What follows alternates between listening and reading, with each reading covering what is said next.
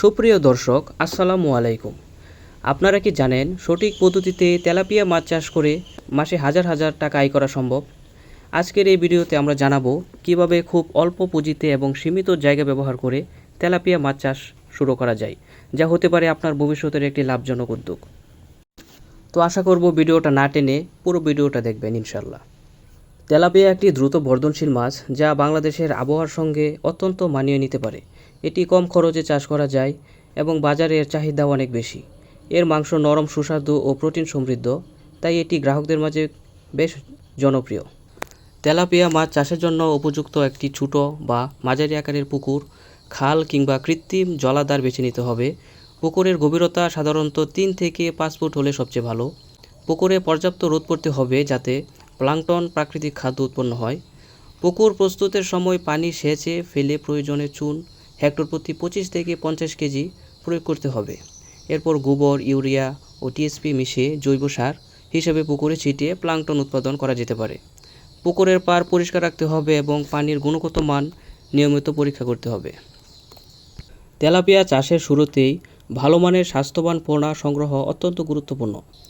Tilapia মাছ শুরুতে plankton ও প্রাকৃতিক খাদ্য খেয়ে থাকে। এরপর ধাপে ধাপে মাছের ওজন অনুযায়ী প্রস্তুতকৃত খাদ্য দিতে হয়। প্রথম দিকে চালের কুড়া, সরিষার খৈল ইত্যাদি প্রাকৃতিক খাদ্য হিসাবে ব্যবহার করা হয়। পরে প্রতিদিন সকাল ও বিকেলে নির্দিষ্ট পরিমাণে সুষম প্রস্তুত ফিড দিতে হয়। ভালো ফলাফল পেতে খাদ্যে 25 থেকে 30% প্রোটিন থাকা উচিত। খাবার এমনভাবে দিতে হবে যেন অতিরিক্ত খাদ্য পানিতে না জমে এবং পানির গুণমান খারাপ না হয়। পানির গুণমান তেলাপিয়া চাষের জন্য খুব গুরুত্বপূর্ণ। পানির পিএইচ মাত্রা 6.5 থেকে 8.5 এর মধ্যে রাখার চেষ্টা করতে হবে। সপ্তাহে অন্তত একবার পানি পরীক্ষা করা দরকার। পানিতে অক্সিজেনের ঘাটতি দেখা দিলে মাছ পানির উপরে উঠে হাঁসফাঁস করতে থাকে। মাছের স্বাভাবিক আচরণ লক্ষ্য করা, যেমন পেট ফুলে যাওয়া, লেজ গলে যাওয়া ইত্যাদি রোগের লক্ষণ দেখা দিলে দ্রুত ব্যবস্থা নিতেও পারেন।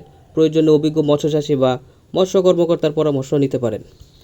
এভাবে উপযুক্ত পর্যবেক্ষণ করে মাছ চাষ করলে আপনারা সাধারণত 4 থেকে 5 মাসের ভিতরেই তেলাপিয়া মাছ বিক্রয়ের উপযোগী হয়ে ওঠে এবং বাজারে আপনারা বাজারজাত করতে পারেন।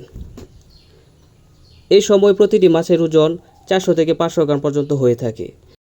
তো মাছ চাষি ভাইরা, আজকের ভিডিওটা এই পর্যন্তই। তো ভিডিওটা যদি আপনাদের ভালো লাগে তাহলে একটি লাইক করবেন এবং কমেন্টে আপনার মূল্যবান মতামত জানাতে পারেন। এরকম প্রতিদিন নতুন নতুন ভিডিও পেতে চাইলে আমাদের চ্যানেলটি সাবস্ক্রাইব করে আমাদের পাশে থাকুন, যেন পরবর্তীতে নতুন ভিডিও দেওয়ার সাথে সাথেই আপনি সহজে পেয়ে যান। তো আপনাদের সবাইকে বিদায় জানিয়ে আজকের মতো এখানেই শেষ করলাম। আসসালামু আলাইকুম।